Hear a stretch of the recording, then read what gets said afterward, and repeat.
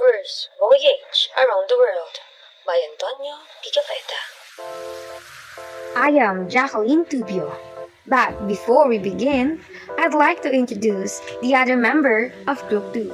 Please help me welcome Miss Kencie Manaig, Miss Belle Lucido, Miss Maya Evangelio, Miss Lyca Lagrimas, Miss Kaye Malolos, and Miss Jocelle Guevarra.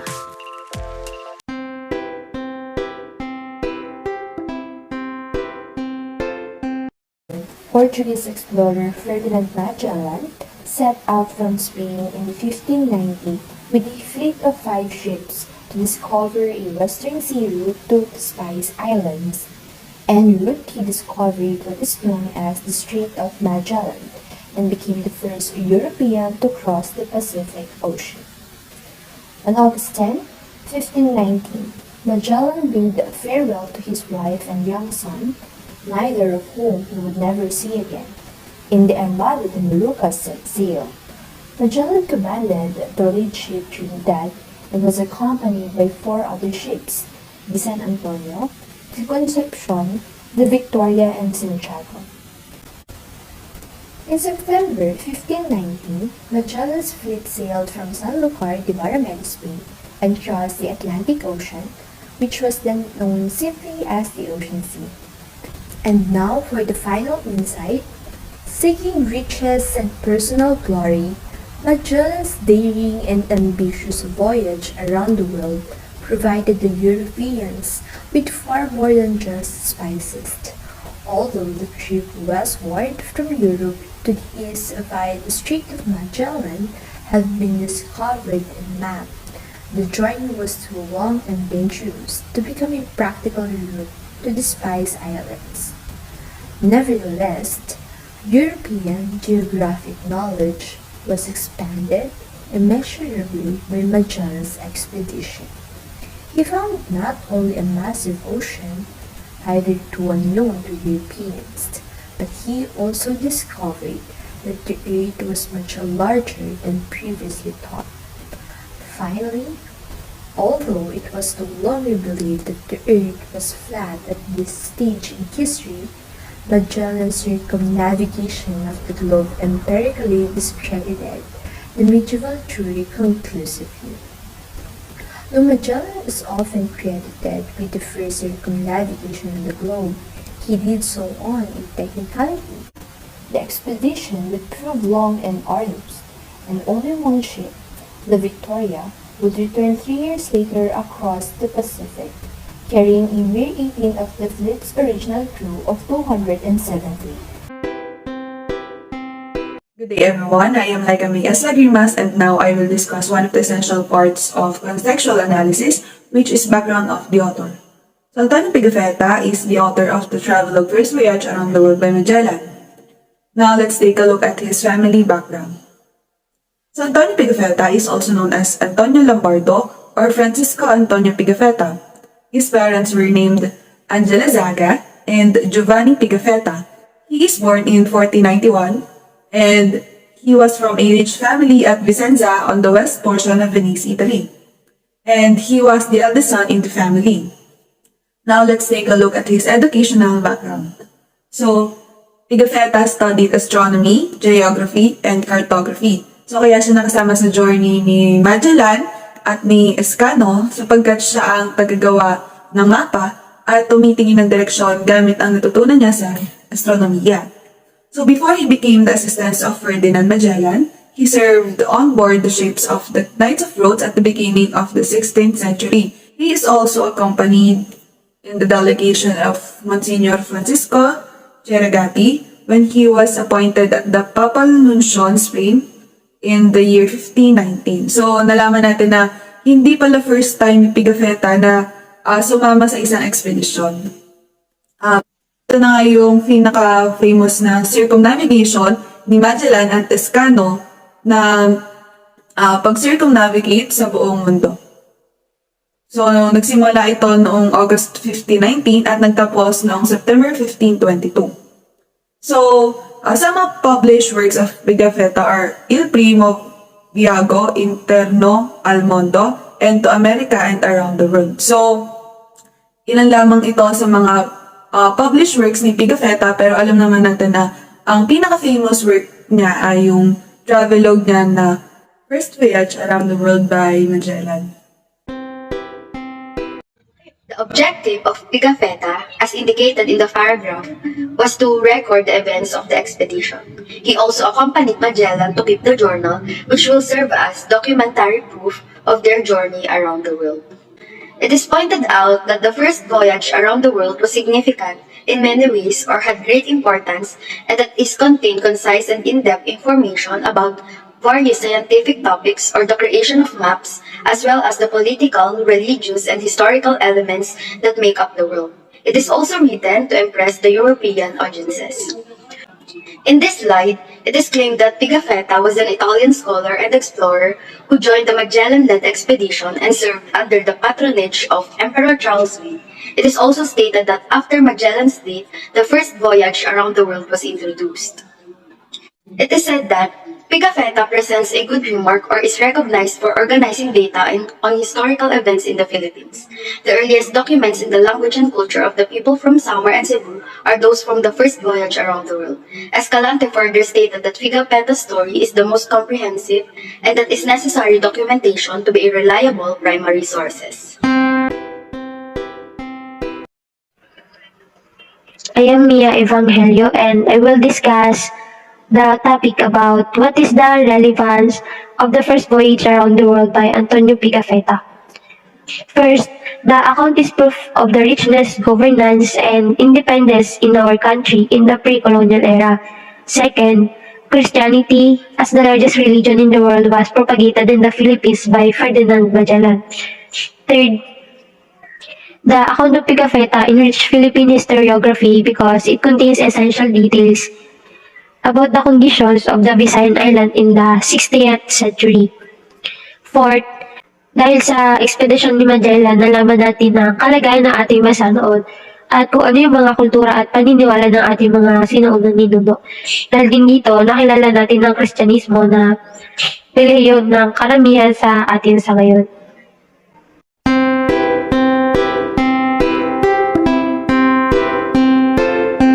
And now, during March 16 to 17, 1521, the fleet sights the mountains of Samar in the Philippines and anchors at the island of Suluan at latitude of 11 degrees north.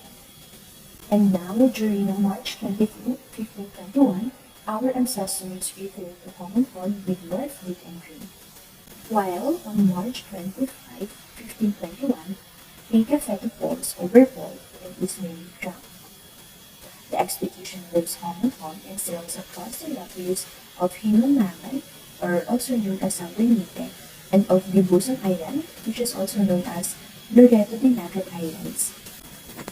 And now, on March 29 to 30, 1521, Sayaw, the Raha of Butuan, meets Magellan. Colombo and Magellan entered into a blood compact. And now, during May 2, 1521, at this time, the Concepcion is abandoned, so only about 109 men still survive. However, was elected Captain General, so the rest of the expedition immediately leaves Cebu and reach Bohol first. So off Bohol, Juan Carvalho becomes the new Captain General of the expedition, supported Trinidad, and orders the burning of the Concepcion. So Gonzalo Gomez de Espinosa is promoted Captain of the Victoria. So now on August 15 to September 21, 1521, so during August, Victoria and Trinidad fall at Si Bonbon or Boundary on the south side of the Balabak Strait, with the remaining 42 days repairing the ships and gathering preparations. And now, during September, Guevarra is degraded to his former rank of flag pilot. So Gomez de Espinosa is elected Captain General and Captain of the Trinidad. So Juan Sebastian de Elcano is elected Captain of Victoria. Last but not the least, on December 21, 1521, so Victoria, with the command of Elcano, set sail for a 9-month-long maiden voyage via the Cape of Ito, with 47 of the original crew and 13 natives on board. 18 Christian and 3 Indonesians survived. So Gomez de Espinosa stays behind with 53 men to prepare to Trinidad before attempting to return across the Pacific to New Spain, with the cargoes to be carried across the Isthmus of Panama and shipped to Spain. So now let me discuss the difference of the first voyage around the world. So it enriched Philippine historiography because it contains essential details about the conditions of the Visayan Islands in the 16th century. Magellan, together with his crews, converted the religion of the Filipino to Christianity and held the first Catholic Mass in the archipelago. So, alam naman natin na noong una ay ang sinasamba ng mga katutubo ay ang mga Diyos-Diyosan, katulad na lang ng araw. So, Magellan died in the Philippines, and the fate of the natives before are building figures of their idols, raising their hands, and clapping. So, yun nga, yung paniniwala ng ating mga katutubo. Next naman is the Boxer Codex. So, ang Boxer Codex is the earliest image of people living in archipelago. So, ang Boxer Codex ay para siyang isang libro na nandoon yung illustrations ng mga iba't ibang pasuotan or iba't ibang mga itsura ng mga Asian, especially ng mga Filipino. So dito nga napakita yung unique na hairstyle at kasuotan ng mga Filipino noong unang panahon or noong kasagsagan ng pagsakop ng Espanyol. So next naman is the Laguna Copperplate Inscription. Ang Laguna Copperplate Inscription, ito yung kauna-unahang tala na na-record sa ating bansa. So, noon kasi, ang binagbabasayan ng mga historians na nagsimula ang history ng ating bansa noong 1521. And sa pagkakadiscover nitong Laguna Copperplate Inscription, nag-pushback pa ito by 600 years. So, na-discover nila na present na ng 600 years ang sibilisasyon dito sa ating bansa. So it provides that at the time of writing inscriptions, the Philippines was already a society with international trading networks. So, Doctrina Christiana is one of first book produced in the European tradition in the Philippines. So, ang Doctrina Christiana, ito yung kauna-unahang libro na naisulat sa Pilipinas.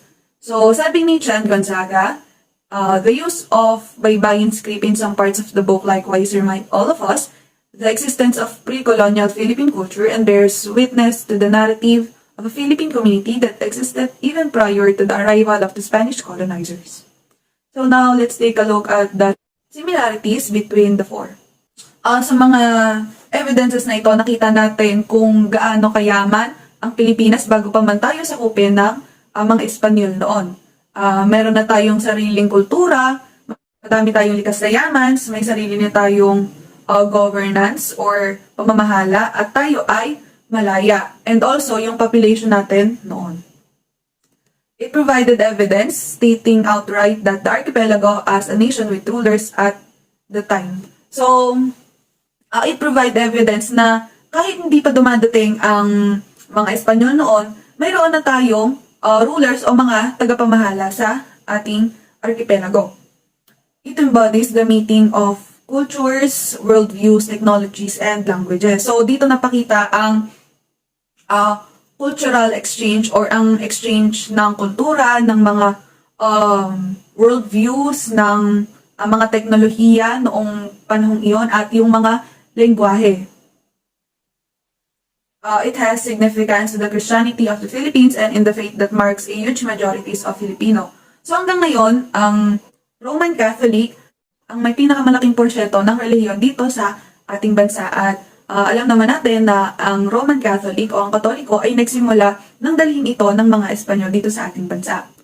Lastly is, it narrated the inferiority of the Filipino warfare, manner of dressing, and writing system. So dito nga napakita na ang mga Pilipino ay maalam na o may alam na sa pananamit, may sarili tayong sistema ng pagsusulat at marami pang iba. For the bias of the author, it is stated or is biased to Ferdinand Magellan because they are together during the voyage and Pigafetta serves as the right hand or assistant of Magellan. Additionally, the biased material in Pigafetta was solely about Magellan himself or was biased to Italian because of Pigafetta's own ancestry. What is the contribution and relevance of the document in understanding the grand narrative of Philippine history? First question is how relevant the documents in reconstructing the past of the Philippines and its people. The relevance of the document lies in the fact that Antonio Pigafetta took part to the first globe circumnavigation between 1519 and 1522, and he was able to finish it after the murder of Ferdinand Magellan, leaving a detailed description of the journey reporting the first trip around the world. Second, a lost manuscript was rescued in 1797 and considered one of the most important documentary evidences relating the geographical discoveries of the 16th century. Third, Antonio Pigafetta kept a detailed journal, the original of which is lost. However, an account of the voyage written by Pigafetta between 1522 and 1525 survives in 4 manuscript versions, one in Italian and 3 in French. This version in French is from the Library of Yale University and is the most complete and handsomely produced of the 4 surviving manuscripts. It includes 23 beautifully drawn and illuminated maps. Second, what is the significance of the document in scholars and historians? The document gave enough information about what was in the past about the Philippine history. We were able to gain knowledge about our ancestors' past tradition and culture. Second, it gives important details about the condition of the Visayan Island in 1970, including the activities, cultural practices, and social-economic status that tells what were the Philippines had before. What is the significance of the document in economy? First, the way and means of trading system, mostly the things that carried out of the country. Second, discovery of the different kinds of products in the Philippines such as fabrics, herbs, perfume, porcelain, carpets, and other products. Third, what is the relevance of the document in religion? The document narrated how Catholic religion started in the Philippines and how Catholic faith and belief was embraced by Filipino people. Fourth, in youth. The information the document gave inspiration to the youth that indeed we have our sovereignty and identity as a Filipino. How about in social culture? The good traits and physical appearance of Filipinos were identified and recognized. In politics, it introduces the personalities, cohesion, bravery, and guaranteed defense of the Philippines. At iba pa. The first voyage around the world by Antonio Pigafetta was written to journalize the experience during the expedition led by Ferdinand Magellan. This is one of the primary sources of our history because of its credibility, where it's used as an evidence of the voyage. It brings significance to the Filipino people because we can access and gain knowledge from it, since those documents or information explains the language and culture of Samar and Cebu. However, the contents of Pigafetta's journal, First Voyage Around the World, mainly prejudice Ferdinand Magellan and the Italians. Magellan was killed in Pago during the voyage, but his daring expedition demonstrated that the globe could be circumnavigated by sea and that the world was much larger than previously thought. This journey proved that the earth is round. His travels have been described as the greatest of all conquests undertaken in the 15th and 16th centuries. Also, numerous islands and waterways, penguins, guanacos, and even clouds have been named after him. Pigafetta's travelogue is one of the most important primary sources in the study of pre-colonial Philippines. Its geological significance and descriptions of the natives reflect the early lives of the Visayan ancestors. In terms of political significance, the journal demonstrates that the Philippines had its own political system even before colonial times. In terms of economics, they used the barter system in which they traded their goods for something they wanted or needed.